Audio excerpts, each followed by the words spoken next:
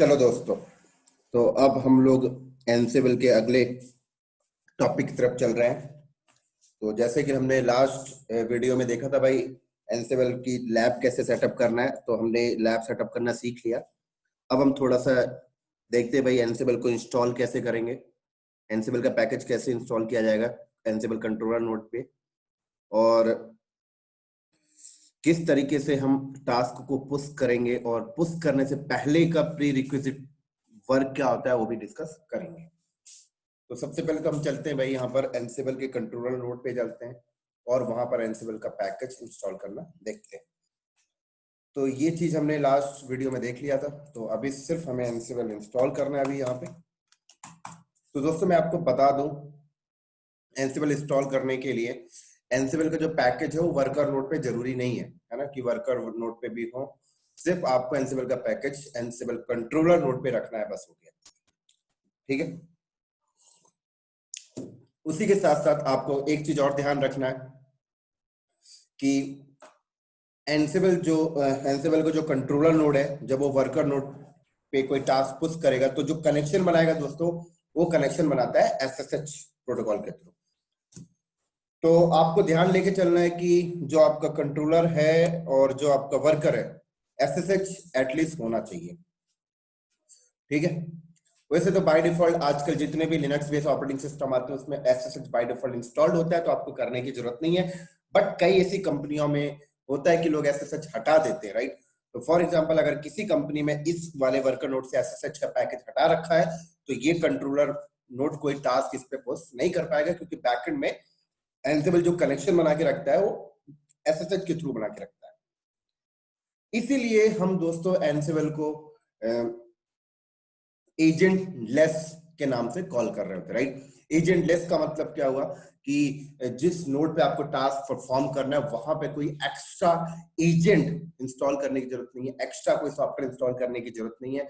OS के साथ ही वो इंस्टॉल मिला हुआ रहता है, राइट। मतलब जब वो ओएस इंस्टॉल है तो उसके अंदर ऑलरेडी ऐसे एप्लीकेशंस है जो कनेक्शन बना कर दे देगा। मतलब एड ऑन कोई पैकेज आपको डालने की जरूरत नहीं है, इसका मतलब है एजेंट लेस, राइट। इसी तरीके से आप कोई भी वर्कर नोड अगर आप ऐड करते जाइए तो आपको कोई एजेंट इंस्टॉल करने की जरूरत नहीं है, क्योंकि वो एसएसएच पे काम कर रहा है और SSH by default her OS के ऊपर होता है। लेकिन दोस्तों इसी तरीके से आपने एक पपेट भी सुना है, तो पपेट को लोग यहाँ पर एजेंट बेस बोला करते हैं। एजेंट बेस का मतलब क्या होता है कि जो पपेट का जो मास्टर नोड होता है दोस्तों, जब वो अपने क्लाइंट नोड बोले तो वर्कर नोड के साथ जब वो कनेक्शन बनाता है कोई टास्क पुश करने के लिए, तो पपेट एसएसएच को यूज नहीं कर रहा होता है, राइट। पपेट एसएसएच को यूज नहीं करता, पपेट का अपना खुद का कनेक्शन बनाने का टूल है, राइट। तो खुद का टूल के थ्रू कनेक्शन बनाता है। तो पपेट का जो कनेक्शन बनाने का जो भी टूल है दोस्तों, वो tools by default operating system के अंदर नहीं होता है। तो क्या होता है, जब भी कोई फर्दर वर्कर नोड ऐड होता है तो हमें उस वर्कर नोड पे जाके वो टूल्स इंस्टॉल करने पड़ते हैं, राइट। तो इसलिए हम उसको एजेंट बेस के नाम से कॉल कर रहे होते हैं। और ऐसे और एनसिबल को हम एजेंट लेस बोलते हैं, क्योंकि अगर कोई फर्दर वर्कर नोड आए तो हमें कोई एड ऑन सॉफ्टवेयर नहीं डालना, इसलिए हम इसको एजेंट लेस के नाम से कॉल करते हैं। लेकिन कहीं ना कहीं बैकएंड में अगर देखा जाए तो आपका एनसिबल भी एजेंट बेस है। बैकएंड में अगर आप देखो तो कैसे भाई, एसएसएच भी तो एक सॉफ्टवेयर है ना, राइट। एसएसएच भी तो एक सॉफ्टवेयर है। हाँ, बस ये बोल लो कि बाय डिफॉल्ट इंस्टॉल्ड रहता है तो आपको करना नहीं पड़ता। लेकिन अगर कोई कंपनी कस्टम लिनक्स बनाई है, तो मतलब कोई कंपनी ने कर्नल को उठाकर अपना कस्टम ऑपरेटिंग सिस्टम बनाया है और उसने उसके अंदर एसएसएच डाला ही नहीं था, तो अगर वो वर्कर नोड ऐड होगा तब तो फिर आपका एनसिबल कंट्रोलर उस पर टास्क ही नहीं पुश कर पाएगा। इसका मतलब फिर उस पर सॉफ्टवेयर डालना पड़ेगा, तो फिर ये तो एजेंट बेस हो गया, राइट सर। तो देखा जाए तो कहने वाली बात है, देखा जाए तो पपेट और एनसिबल दोनों एजेंट बेस है। मैं बोलता हूं दोनों के दोनों एजेंट बेस है। लेकिन अब होता क्या है कि भाई एनसिबल एसएसएच पे चल रहा है और आजकल जितने भी लिनक्स ऑपरेटिंग सिस्टम मार्केट में आते हैं एसएसएच का पैकेज रहता है, तो हमें कोई एड ऑन डालने की जरूरत नहीं पड़ती, तो हम उसको एजेंटलेस के नाम से कॉल कर रहे होते हैं। लेकिन बैकएंड में थोड़ा सा अंदर की बातें अगर आप करो तो देखा जाए दोनों ही एजेंट बेस है। हाँ, पपेट में और एनसेबल में ये डिफरेंशिएट है कि पपेट अपना कनेक्शन यूज करता है और एनसेबल एसएसएच यूज करता है, राइट। अब अपना का मतलब क्या, उसका अपना कम्युनिकेशन चैनल होता है जो एसएसएल सर्टिफिकेट के थ्रू काम कर रहा होता है। हम पपेट में अभी बात नहीं कर रहे, हम पपेट की अलग टॉपिक पे अलग से वीडियो बनाएंगे तब हम बात करेंगे, ठीक है दोस्तों। तो चलो शुरू करते हैं। इसी तरीके से आपका जो भी एनसेबल का कंट्रोलर है और जो भी वर्कर 1 वर्कर 2 है, एटलीस्ट उसमें आपको चेक कर लेना है कि एसएसएच है कि नहीं। अगर एसएसएच नहीं होगा तो आपको प्रॉब्लम होगी। तो सबसे पहले हम चेक कर लेते हैं। कैसे चेक करेंगे एसएसएच का पैकेज है कि नहीं? बहुत सिंपल कमांड है। यहाँ पर आप कमांड चलाइए rpm स्पेस -qa और यहाँ पर आप ग्रैब करिए ओपन एसएसएच। तो देख सकते हैं open SSH client and server है। ऐसे ही वर्कर 1 पे चल के चेक कर लेते हैं।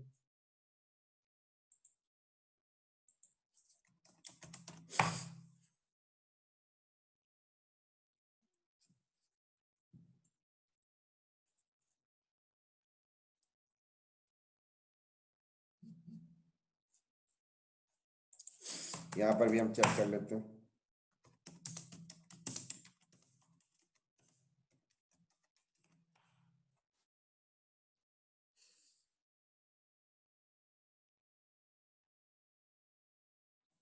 ओपन की स्पेलिंग गलत हो गई, इसको फाइंड आउट कर रहा हूँ।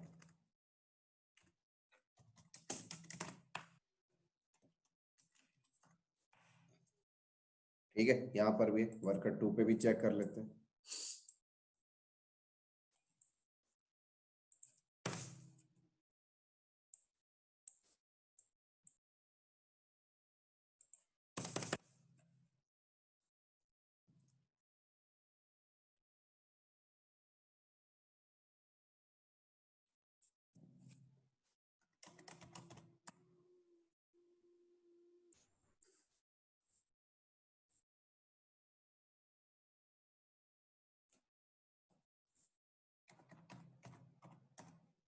चलो इस पे भी चेक कर लेते हैं।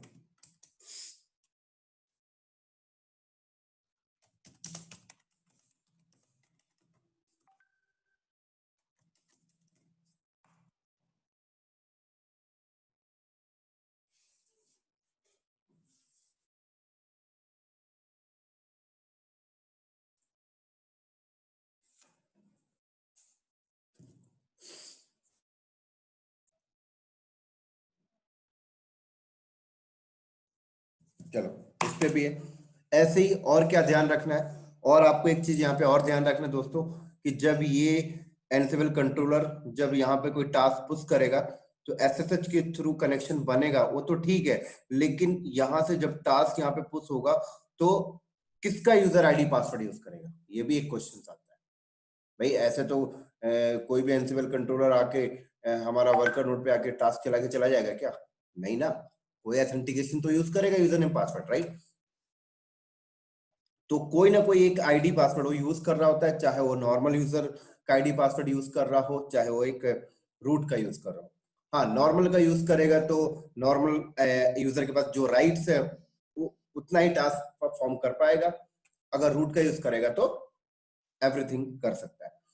तो नॉर्मल यूजर के ऊपर मैं बाद में वीडियो बनाऊंगा। अभी मैं यहाँ पर ऐसा समझ के चल रहा हूँ कि अभी रूट का ही आईडी पासवर्ड इस्तेमाल हो रहा है, राइट। यहाँ पर भी रूट का और यहाँ पर भी रूट का।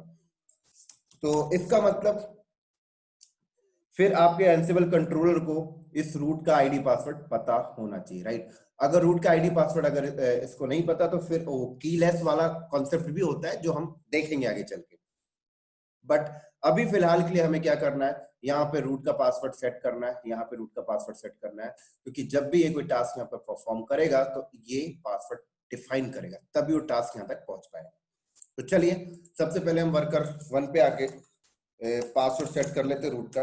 हालांकि मुझे याद तो है लेकिन मैं फ्रेश बता रहा हूं जिससे कि आपको ये चीजें क्लियर होते जाए। और यहां पर भी मैं सेट कर लेता हूं।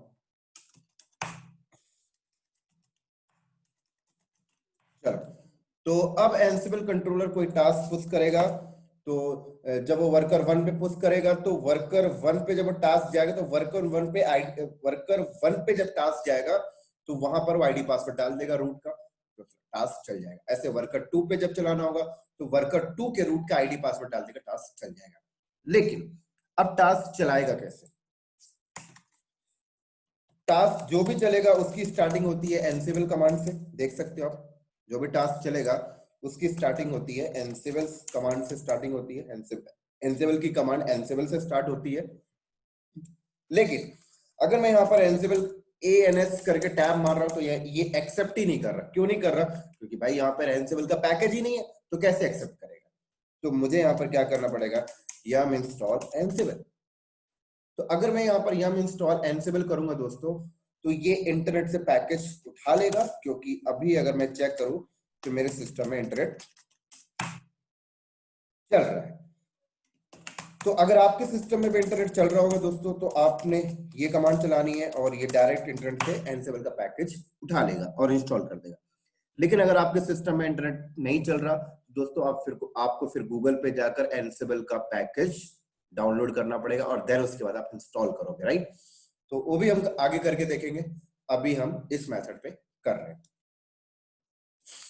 तो ये एनसिबल इंस्टॉल हो जाएगा दोस्तों।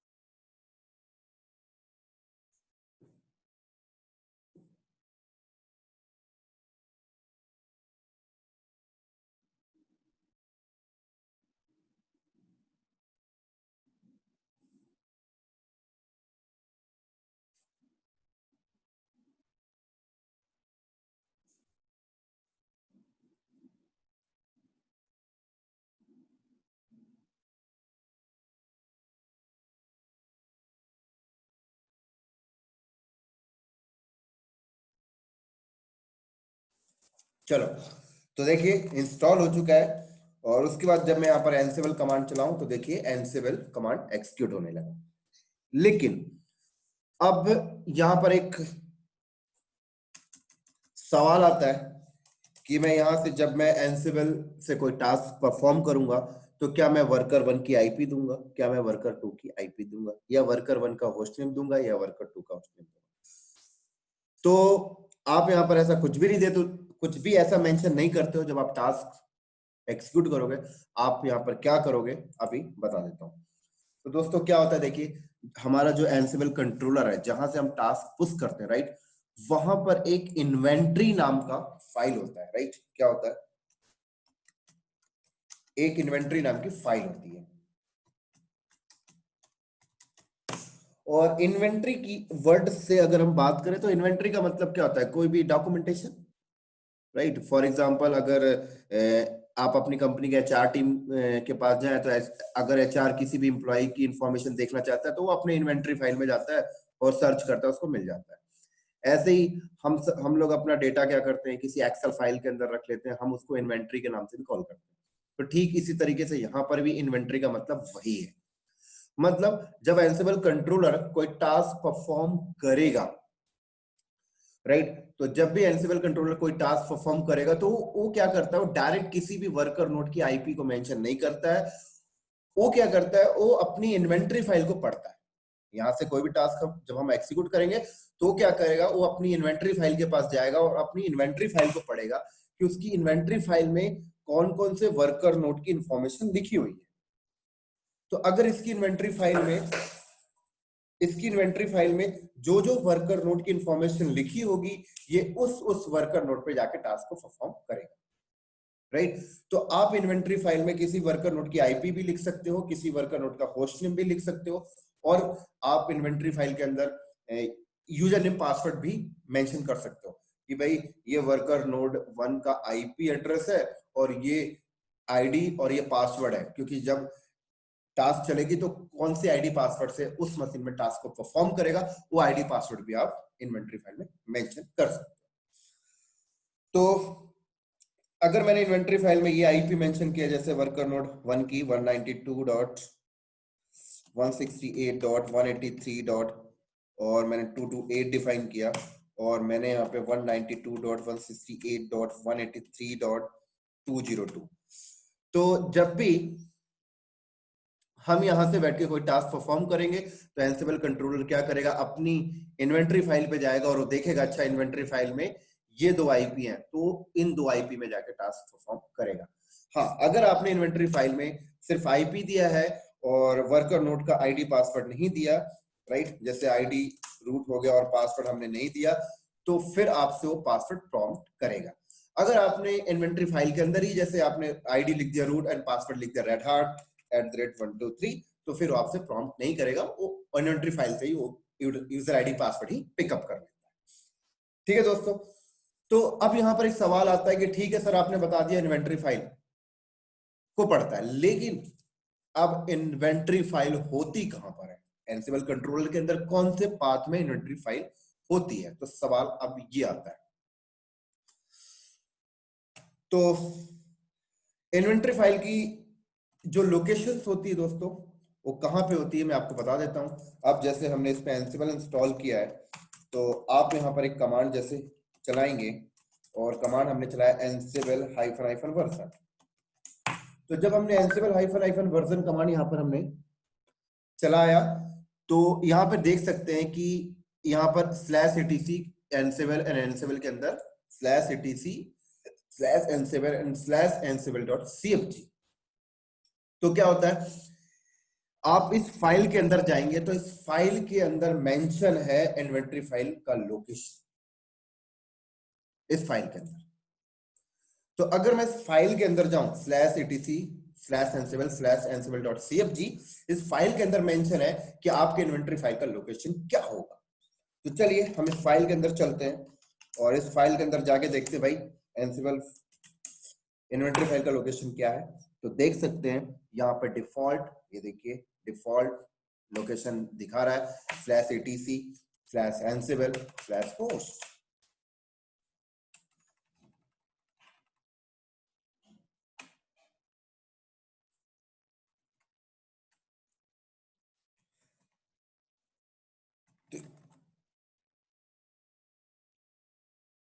तो यहां पर देखिए ये कह रहा है कि इन्वेंटरी जो आपकी फाइल है उसका लोकेशन /etc/ansible के अंदर होस्ट नाम की फाइल है। तो कहां से पता लगा दोस्तों आपको, जब आपने एंसिबल --- वर्जन किया, तो इस लोकेशन बोले तो इस फाइल के अंदर आप गए और इस फाइल के अंदर मेंशन है कि आपके इन्वेंटरी फाइल कहां पर है। तो चलो इन्वेंटरी फाइल का लोकेशन भी हमें मिल गया। तो अब हम उस इन्वेंटरी फाइल के अंदर जाते हैं और उस इन्वेंटरी फाइल के अंदर जाके हम अपने वर्कर नोड की आईपी मेंशन कर दिए 192.168.183.228। ऐसे हमने एक ही अभी वर्कर 1 का एक ही आईपी मेंशन किया हमने। उसके बाद अब बात आती चेक कैसे करेंगे, तो कि इन्वेंटरी फाइल के अंदर एंट्री है कि नहीं, उसको चेक करना है। तो कमांड होती है एंसिबल और आईपी आप यहाँ पे मेंशन करिए और -list-host। तो देखिए आपको बता दिया, राइट। इसी तरीके से हम यहाँ पर इसको ऐसे भी चेक कर सकते हैं कि आप आईपी मेंशन करना नहीं चाहते तो आप यहाँ पर ऑल लिखिए, ये ऑल दिखा देगा, राइट। क्योंकि हो सकता है कि हो इन्वेंटरी फाइल के अंदर n नंबर ऑफ आईपी हो, तो क्या आप सबकी आईपी लिखकर चेक करेंगे? नहीं, तो आप ऑल लिखिए, जितनी भी इन्वेंटरी फाइल के अंदर जितने भी वर्कर नोड की एंट्री आपने किया होगा सबकी लिस्ट वो दिखा देता है। फॉर एग्जाम्पल मैं आपको समझाने की कोशिश करता हूँ। जैसे मैंने फिर से इसके अंदर गया और मैंने क्या किया, यहाँ पर वर्कर 2 की भी आईपी मैंने मेंशन यहाँ पे कर दिया। लो, 2 मैंने कर दिया। तो अब क्या मैं आईपी लिख लिख कर चेक करूंगा तो गलत हो जाएगा, राइट। तो आप इस तरीके से ही चेक कर रहे हैं, ठीक है। इसी तरीके से आप अगर होस्ट फाइल के अंदर जाएं तो आप यहाँ पे होस्ट नेम भी मेंशन कर सकते थे, वर्कर 1, एंड मैंने यहाँ पर लिखा वर्कर 2। तो मैंने फाइल को सेव करके बाहर आया और फिर मैं यहाँ पे ऑल किया तो देखिए 4 इंफॉर्मेशन ये दिखा रहा है, ठीक है। इसी तरीके से दोस्तों आप इन्वेंटरी फाइल के अंदर जाइए और अभी देखिए आप यहाँ पर single single IP and single single host name की एंट्री कर रहे हैं। आप इनको एक ग्रुप के अंदर भी डाल सकते हैं। ग्रुप के अंदर कैसे डालेंगे, जैसे मैंने एक ग्रुप बना दिया वेब सर्वर, ये लो। तो वेब सर्वर नाम का एक ग्रुप बन गया, उसके अंदर मैं उनकी आईपी एड्रेस डालूंगा जो वेब सर्वर है। ऐसे मैंने यहाँ पर इसी तरीके से मैं n नंबर ऑफ ग्रुप भी बना सकता हूं। जैसे मैंने एक बना दिया ऐप सर्वर, ठीक है सर दोस्तों यहाँ पर। और यहाँ पर मैं उनकी आईपी एड्रेस डालूं या होस्ट नेम डालूं, बात बराबर है। अभी फिलहाल मैं यहाँ पर आईपी एड्रेस मेंशन कर दिया और हालांकि मेरे पास सर्वर तो है नहीं, बट यहाँ पर मैं डिफाइन कर सकता हूँ, कोई दिक्कत नहीं। और ऐसे मैंने अगली आईपी एड्रेस दे दिया,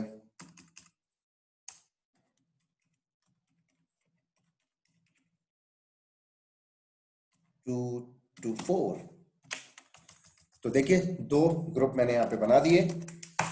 और अब मैं अगर यहाँ पर चेक करूं एनसिबल ऑल हाइफन लिस्ट होस्ट, तो देखिए ये आपको दिखा दिया। लेकिन अगर मैं यहाँ पर चेक करना चाहता हूँ भाई ऑल नहीं, मुझे सिर्फ वेब सर्वर का ग्रुप दिखाओ। वेब सर्वर ना, मैं इन्वेंटरी फाइल के अंदर जो वेब हाइफन सर्वर नाम का ग्रुप बनाया हूं उनके अंदर कौन कौन सा आईपी है वो दिखाइए। तो देखिए उसकी इंफॉर्मेशन ये दिखा दिया। ऐसे ही अगर मैं ऐप का देखना चाहता हूं तो मैंने यहाँ पर ऐप लिखा, ये ऐप का दिखा देगा, देख सकते हैं। और अगर दोनों देखना चाहते हो तो आप इस तरीके से मेंशन कर दीजिए वेब हाइफन सर्वर। तो ऐप और वेब दोनों का वो आपको लिस्ट कर रहा है। इसी तरीके से दोस्तों अगर आपको दोनों नहीं लिखना तो आप ऑल लिखिए, सबसे बेस्ट। क्लियर। इसी तरीके से थोड़ा सा मैं और इसमें और मॉडिफाइड करता हूं इस इन्वेंटरी फाइल को, ये लीजिए। तो दोस्तों यहां पर आप ग्रुप के अंदर भी ग्रुप को मेंशन भी कर सकते हैं, ग्रुप के अंदर भी ग्रुप ऐड कर सकते हैं। कैसे, जैसे कि मैंने यहाँ पर एक कॉमन नाम का ग्रुप बनाया और मैंने बोला इसके अंदर चिल्ड्रन ग्रुप ऐड कर सकता हूं।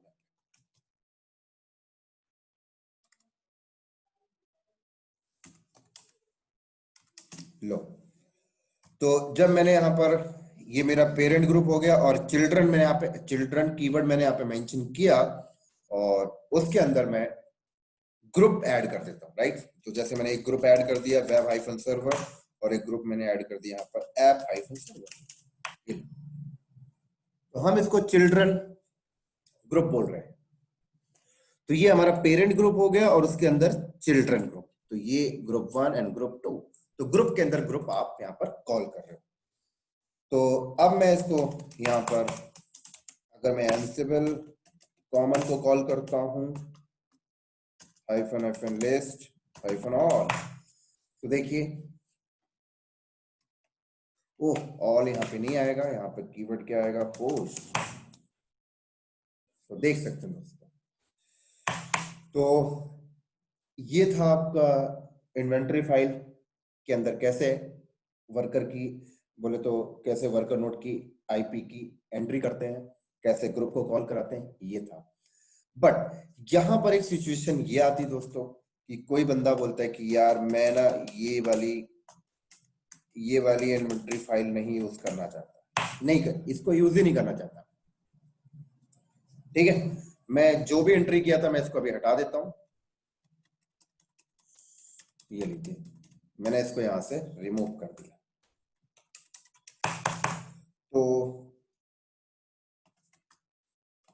आप अभी इन्वेंटरी फाइल जो यूज कर रहे थे एनसिबल हाइफन हाइफन वर्जन, वो कहां से मिली थी दोस्तों आपको? एनसिबल हाइफन हाइफन वर्जन अब आपने किया था तो ये कॉन्फ़िग फाइल के अंदर आप गए थे, और इस कॉन्फ़िग फाइल के अंदर, इस कॉन्फ़िग फाइल के अंदर मेंशन है कि आपकी इन्वेंटरी फाइल ये होगी, तो आप इस फाइल के अंदर जाके वर्कर की आईपी मेंशन कर रहे थे। बट कोई बंदा बोलता है यार मैं ये फाइल नहीं यूज करना चाहता, मैं अपना इन्वेंटरी फाइल खुद का रखना चाहता हूं।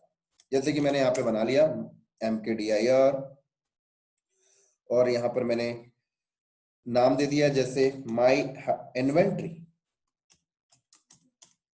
देखिए कोई बंदा बोलता है कि ये मैंने एक फोल्डर बनाया और मैं इस फोल्डर के अंदर अपनी इन्वेंटरी फाइल रखूंगा, जैसे मैंने एक फाइल बना लिया abc नाम की। कोई बंदा बोलता है इसके अंदर मैं रखूंगा, जैसे मैंने यहाँ पर एक ग्रुप बना दिया वेब हाइफन सर्वर, इसके अंदर मैंने आईपी ऐड कर दिया 192.168.183.228, 192.168.183.223। ऐसे अगला ग्रुप हमने बना लिया web hyphen app hyphen server 192.168.183.224, 192.168.183.225। तो अब क्या करेंगे? मैंने तो कस्टम इन्वेंटरी यूज कर रहा हूँ, इन्वेंटरी फाइल यूज कर रहा हूँ।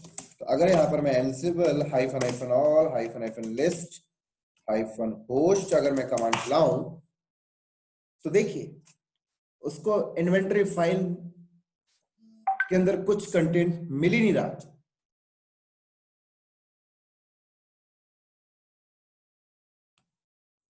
क्लियर?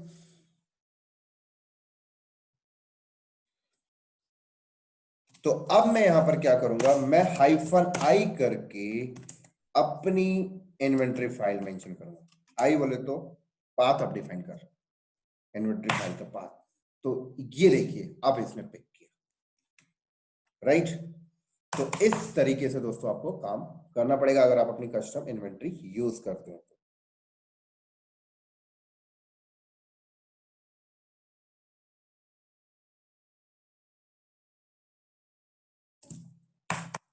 क्लियर? इस तरीके से अगर आप अपनी कस्टम इन्वेंटरी यूज करते हो तो ऐसे ही मैं यहाँ पे ऑल ना लिखूं और ऐसे करूं तो देख सकते हैं आप, ठीक है? बट कोई बंदा बोलता है क्या मुझे ऐसा बार बार लगाना पड़ेगा माइनस आई करके? तो डेफिनेटली आपको बार बार लगाना पड़ेगा। क्यों बार बार लगाना पड़ेगा? क्योंकि एनसिबल हाइफन हाइफन जब आप वर्जन आपने किया था तो दोस्तों आपको याद होगा इन्वेंटरी फाइल का जो लोकेशन है डिफॉल्ट, वो इस फाइल के अंदर मेंशन है कि स्लैश ईटीसी के अंदर एनसिबल के अंदर होस्ट नाम की फाइल को बाय डिफॉल्ट इन्वेंटरी फाइल समझ रहा है। अब तो आप चेंज कर लियो, तो आप जब जब आप अपना कस्टम चेंज करोगे तो भाई आपको पाथ तो डिफाइन करना पड़ेगा। लेकिन कोई बंदा बोलता है यार ये बार बार पाथ लगाना यार अच्छा नहीं है, तो यार सिंपल सी भाषा में बोलो तो इस फाइल पे जाके पाथ चेंज कर दो आप, दैट्स इट। आप जाइए इस फाइल के अंदर चेंज कर दीजिए इसको, क्या समस्या है? ये डिफॉल्ट है ना, डिफॉल्ट चीजें तो चेंज हो सकती हैं डेफिनेटली। तो हमने इसको हटाया यहां से, हमने बोला भाई साहब हमारी इन्वेंटरी फाइल जो है इसके अंदर, इन्वेंटरी के अंदर ये रही। अब मैंने यहां पर एनसिबल और hyphen hyphen list hyphen host किया तो अब देखिए चल गई। तो ये था दोस्तों आपका छोटा सा लैब। चलो तो ये वाला वीडियो हम यहीं पे स्टॉप करते हैं, और अगला वीडियो दोस्तों मेरा होगा, अभी मैं एनसिबल कंट्रोलर के अंदर बैठकर जो भी काम कर रहा था ये रूट से कर रहा था, ठीक है? बट कंपनी के अंदर रूट लॉगिन नहीं मिलता। डायग्राम में आते हैं। मैं जो भी काम अभी यहाँ पे कर रहा था परफॉर्म, वो मैं रूट से कर रहा था, राइट। और कंपनी के अंदर आपको जरूरी नहीं है कि आपको एंसिबल कंट्रोलर का रूट लॉगिन मिले। आपको अपनी आईडी पासवर्ड से लॉगिन करने पड़ेगा, और वो आईडी पासवर्ड एक नॉर्मल यूजर होगा। तो एक नॉर्मल यूजर अपनी इन्वेंटरी फाइल कैसे सेट करता है, अपना एनवायरनमेंट कैसे सेट करता है, अगला वीडियो हम उसके ऊपर देखने वाले हैं। और जो भी मॉड्यूल्स वगैरह रन करना, वो हमारा अगले वीडियो से स्टार्ट होगा, क्योंकि अगला वीडियो मेरा होगा नॉर्मल यूजर कैसे सेटअप करता है इन्वेंटरी फाइल के एनवायरनमेंट को, वेरिएबल को, सारी चीजें हम देखेंगे। उसके बाद से फिर हम मॉड्यूल स्टार्ट करेंगे। तो आई थिंक ये चीज आपको क्लियर हो गई होगी जो मैंने अभी तक बताया। तो चलो दोस्तों, ये हमारा वीडियो यहीं पे स्टॉप होता है, और अगला वीडियो हम बहुत जल्दी मिलते हैं। तो अगर वीडियो अच्छा लगा तो लाइक करिए, चैनल को सब्सक्राइब करिए, और बहुत जल्दी मिलते हैं हम नेक्स्ट वीडियो में।